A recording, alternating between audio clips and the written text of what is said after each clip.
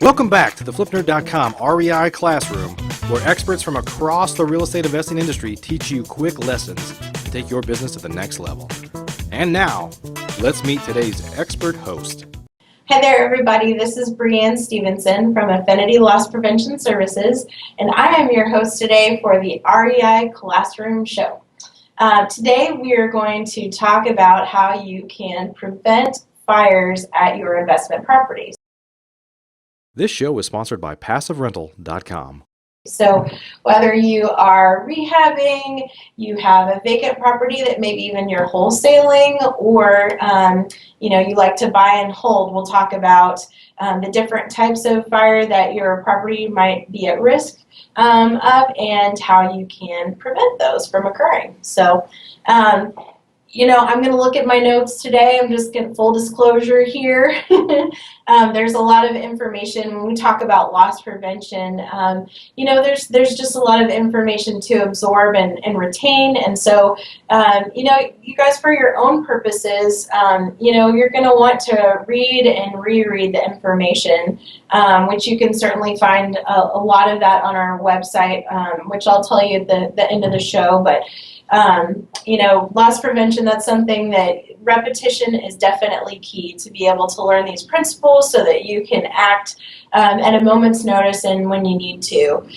But reviewing there's never anything wrong with reviewing. So here we go. So when we talk about, preventing fire at your properties, there are different types of investments. Like I mentioned, if you're rehabbing, if you have a vacant property, or if you're holding and renting properties, they have different types of fire risk. So properties being renovated, that you might have a fire from an accident occurring at the property, or an unfortunately neglectful contractor that might be the cause of that.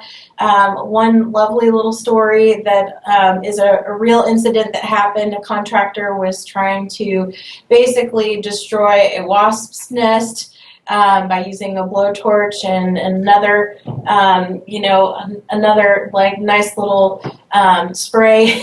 And so the combination of those ended up in, a fire at the property. So just make sure that you've got people who, that you can trust that are on your properties and are going to use some common sense. Maybe that's even you out there doing that sometimes. So just make sure you can avoid that scenario. But that's where the risk lies, could be in an accident that might occur on your property, either while somebody's there or if somebody's on the property alone by themselves working. So if you have a vacant property, those might be more vulnerable to arson or a fire that might occur during the winter. There's somebody who's trying to find shelter, so that would be a potential type of risk that you would have there for those vacant properties.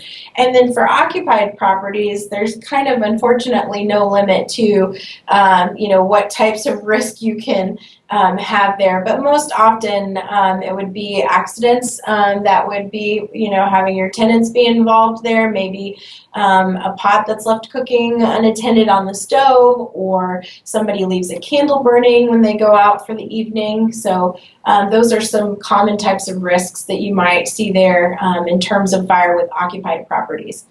Another thing to consider in terms of fire risk are really some types of fires are seasonal in nature. So, for example, the National Fire Protection Association, from their data, has determined that December, January, and February are more heating fires occur in those months than in any other months during the year. If you think about it, it sounds pretty logical. Those are the months where those heating appliances are going to be used more often than not. But just something to keep in mind is key months there, December, January, and February, in terms of heating fires.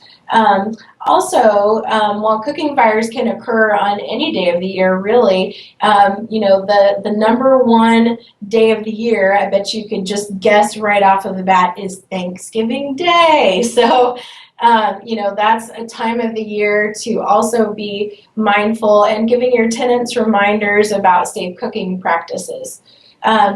Also, the United States Fire Administration reports that more fires are reported on July 4th than any other day of the year. Also unsurprising there, I think, but yet another and different type of fire risk that your property, could encounter.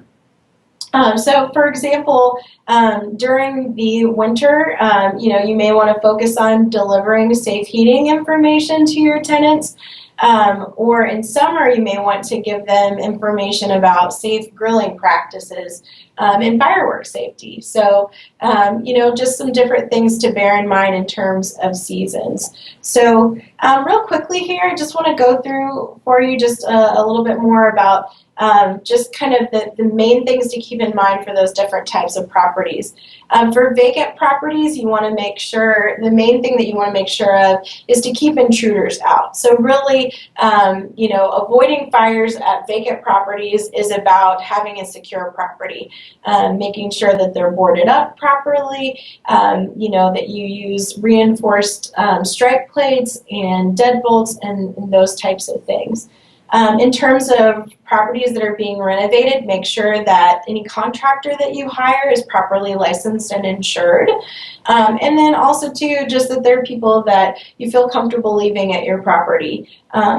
In terms of occupied properties, like we just talked about, of course, unattended cooking is kind of number one. So in terms of occupied properties, you really want to be passing along good education to your tenants and making sure that they can be safe in their home for themselves and for their loved ones. And then that, of course, can make sure that your property stays safe and secure for you, that your investment isn't harmed. But typically speaking, if they're looking out for themselves and their loved ones, then that also will mean that your properties will remain safe and secure. So all about educating those tenants. Two tools of the trade that you want to make sure that you always have, and of course there are many city ordinances that you want to check depending upon where your property is located. They may differ, so be aware of those. But the two things that I'm talking about would be fire extinguishers and then smoke detectors, also known as smoke alarms. So as far as fire extinguishers are concerned, you want to make sure that you might want to have a multi-purpose fire extinguisher. That way it can put out a multitude of different types of fires, no matter what they are caused by. There are 5 different classes, so there are certain ones that may exacerbate different types of fires if you don't have that multi-purpose fire extinguisher. So most often that's the best choice so that your tenants can remain safe and secure there. And then in terms of those smoke alarms, they need to be placed on each level of the home, and they should be near all of the sleeping areas. Always make sure that those batteries are fresh. A good time to change those is during daylight savings. So twice a year, more of course if needed, and don't rely on tenants necessarily to change those for you. Make sure that those are properly installed. Lastly, I would say one thing that people don't know is that smoke alarms themselves do have their own shelf life, so to speak. About every 10 years, you're going to want to change the actual detector themselves because they do wear out from constantly filtering the air in the home. So in summary, protecting your property from fire can be, depends on the type of investment that you have, and it can also be different depending upon the season of the year. So just make sure that you are aware of the risks for each and that you have a plan in place well in advance. And doing that, of course, can save you time, it can save you money, and it may just also save a life. If you want more tips, please feel free to visit our website at www.affinitylps.com. And thanks so much. You guys have a great day. PassiveRental.com is your source for turnkey, done-for-you rental properties.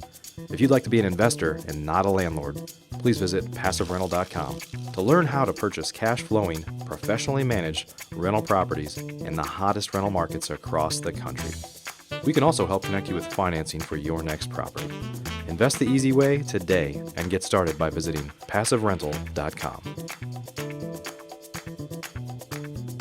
Please note, the views and opinions expressed by the individuals in this program do not necessarily reflect those of flipnerd.com or any of its partners, advertisers, or affiliates. Please consult professionals before making any investment or tax decisions, as real estate investing. Are you a member yet of flipnerd.com, the hottest real estate investing social community online? If not, you can join for free in less than 30 seconds and get access to hundreds of off-market deals, vendors in your market to help you in your business. And you can start networking with thousands of other investors just like you. Get your free account now at flipnerd.com. Please check out the FlipNerd family of real estate investing shows, where you can access hundreds of expert interviews, quick tips, and lessons from leaders across the real estate investing industry. They're available at flipnerd.com/shows, or simply search for FlipNerd in the iTunes Store.